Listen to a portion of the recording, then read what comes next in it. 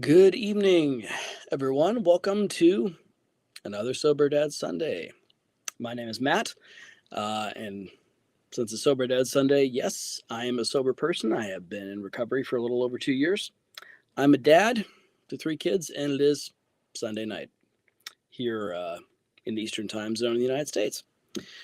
To join in whatever conversation we'll be having, you do not have to be a sober person or anything like that. Don't have to be a dad. Don't even have to be on Sunday because this thing gets recorded, so you can catch it whenever. Hope everybody's doing all right out there. It is now March, kind of sort of coming into spring here in some places in the northern hemisphere, and marching our way through Lent for those that are observing such a practice. I don't know if anybody out there is giving up anything for Lent, or if you're doing a particular practice of devotions. The last couple of years, I have not particularly been giving up anything for Lent, mainly because this is my third Lent not drinking, and I've just kind of kept the not drinking going from there. At some point, I'll pick up again a Lenten practice, but I figure I've got uh, enough practices going on right now to try to help myself be the best version of me that I can.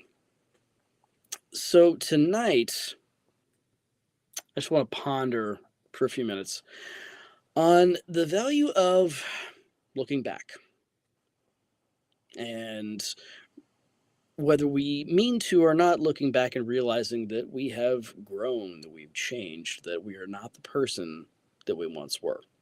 A couple nights ago, my wife and I got out for the all too rare date night, and we went to a stand up comedy show at a brewery not far from where we live. One of our neighbors, in fact, was one of the comedians, and he was really good. And breweries are not places that I frequent all that often anymore. It was really fun hanging out, and there was a group over in one corner of the brewery that were laughing it up and having drinks and things like that, and they were the sort of loosened up and relaxed that alcohol often brings to you, and that is one of the things I miss, just kind of being a little more socially relaxed there. The social lubricant nature of alcohol, all the other stuff that it brought me and the messed upness of my life it brought me, I don't miss that one bit. So, it's more than fair trade off. But I did look back at that and go, okay, well, there are some things that are different now in life. And for the most part, better. But it's one of those things that you don't really realize until you have some distance, until you have some perspective on things. Uh, about 2 years ago, I was maybe month, 6 weeks into my recovery, and my wife and I had bought tickets for a concert, the Gin Blossoms, because we were teenagers in the '90s, so it was huge. And of course, it was all people our ages, people in their 40s and whatnot. And this is at a place in downtown Louisville where the bar is very active upstairs and downstairs, and there were a lot of people that were um, hammered. I mean, just real hammered and yelling stuff at the band and singing off key and stuff like that. And at one point, I asked Jessica, I'm like, oh my God, was I ever like some of these guys? And she very thoughtfully thought, well, yes and no. You were relaxed and exuberant and woo, having a good time. You were never being, look at the time she was saying, you weren't being an obnoxious asshole like that guy over there. I was like, oh, thank God. But it was different. And it's one of those things where I looked back and like, gee, things are not what they once were. You remember those times in life where something just causes you to stop and kind of look back over your shoulder and realize how far you've come? Maybe you run into somebody that you used to know and hang out with and exchange pleasantries, but it becomes obvious very quickly like, wow, we have very little in common anymore. we did that time in our lives, but at that moment, it just occurs to you, oh, gee, we've both grown and changed, or not the people that we once were, and didn't realize it until time had passed. And then something happened, came around, where it just made it all clear, brought it all into focus, and go, okay, things are different. I'm not that person I once was. And maybe that causes you to mourn or miss things a little bit, but maybe it also causes you to think, okay, cool, good. Maybe, just maybe, I'm becoming a better version of me than I was then, even if I didn't realize it.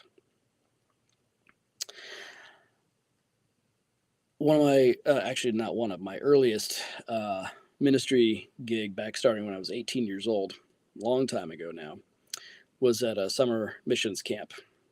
If you've ever done any of those, you know, there's stuff that's going on during the week, there's worship, there's all kinds of things that are designed to just engage everybody's feelings, and it's really great, and service projects and whatnot. And it inevitably, church camp, Jesus camp, some people call it, you know, there's the Friday night campfire.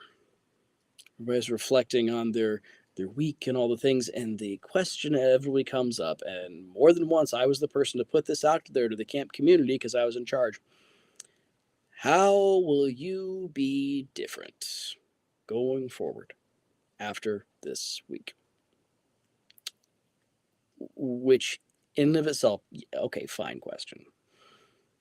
If we've done our job, we've helped to create some great experiences. If God has truly been present in all of this, there has been movement and growth and change, and you know, it's all great. It's also more than a little artificial to say, well, I've been in this other place completely removed from all my circumstances, had these other experiences that are good. How in the hell am I supposed to know how I'll be different going back? And I don't know. Right then, it's just kind of designed to play on people's emotions, get them hyped up. And then the letdown happens. Well, gee, we go back and we just sort of, you know, kind of lapse back into our old patterns, and that high that we experienced at that place isn't really there anymore. So we got to go do it again. And it's this creating this sort of emotional up and down type of thing where I go to these places, or I do these things to kind of get my spiritual high, or whatever it is, going. And this is what I could really get into some kind of, you know, capitalist or critique of the capitalism of mission trips and revivalism and things like that. I'm not going to go off on that kind of div school rant just at this moment. It's easier to try to bait people with that question in the moment. How will it all be different because of what has happened either just now or in these last couple days? And it's easy to make big pronouncements about that.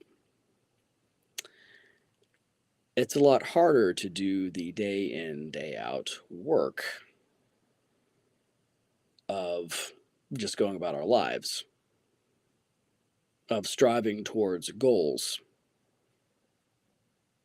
of making the decisions day in and day out to try to be the best person we can be. One of the best things about being in recovery is the emphasis. We're just taking it one day at a time. I can make some grand pronouncements about never, ever wanting to have another drop of alcohol in my entire life because of all I've been through and seen and experienced. And I'm serious, and I mean that, and I'm working towards that.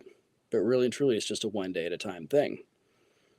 And it's a much more substantive claim than what sometimes happens to us when we're really young and we've, you know, really partied one night and feel like garbage the next day, and I'm never drinking again. That, you know, that never lasts. We don't ever really know how it is we're different. Not really know how it is we're different. until we've had some time to let it sink in. And we realize there wasn't ever just one big moment. There may have been a big moment that was the catalyst that kicked a certain thing off. A lot of us in recovery have, had our own versions of rock bottom moments. Maybe it's one big thing like an intervention or somebody gets a DUI or something like that, and that is the real turning point or the real low point. But once you get a few years down the road, are you that way now only because of that one moment? No, not really. It may have kickstarted it. It was because you got up the next day and decided to stay on this path. And then the day after that.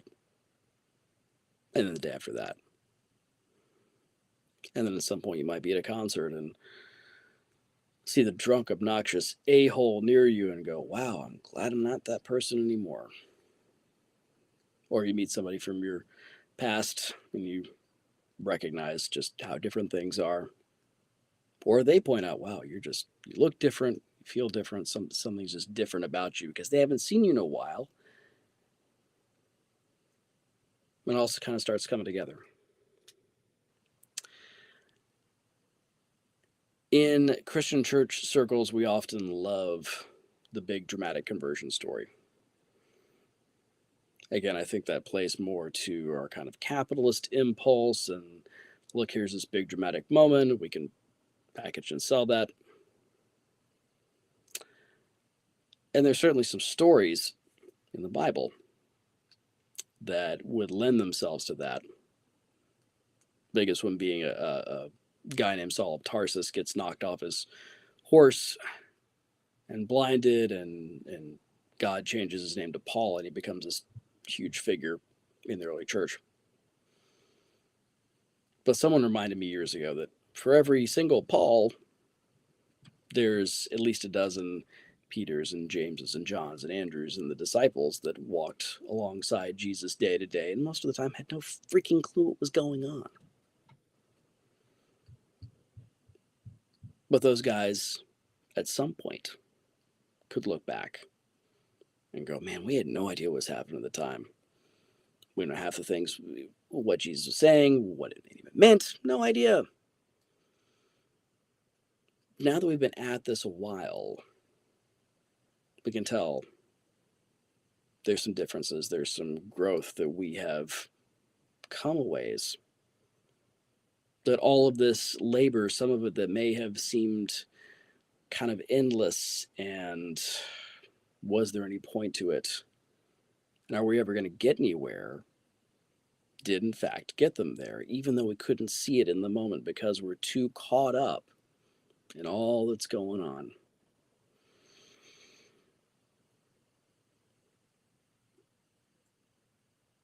I wonder if we don't often take the time to look back because we're too busy just doing the stuff. And if we did, how might we appreciate? How might we recognize the growth that is happening within us? And how much more would that encourage us to keep doing it? The daily grind, the daily work. And just having the faith that somehow, some way, all of this, these little contributions are going to, at some point, add up to more than the sum of their parts. Usually not in one transformative, blinding white light moment. And those do happen, and they're cool. But for most of us, it really is the summation of the day in, day out. The work. This is what I'm going to do today. Because thinking about even a week or years or my whole life is just way too much to contemplate. So I'm just going to do today.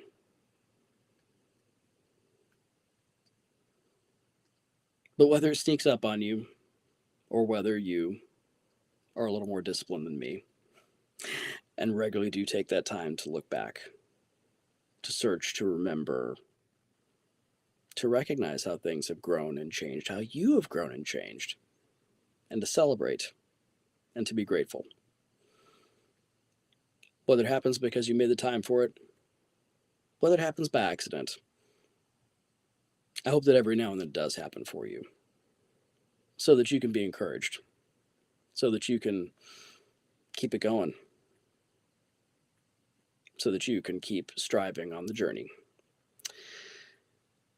Those are all my thoughts for this week, friends. I hope you have a good, safe, wonderful week. I encourage you to keep on keeping on, trying to be the best version of you for the people around you, because they're worth it. And most of all, keep working to be the best version of you for you, because you're worth it.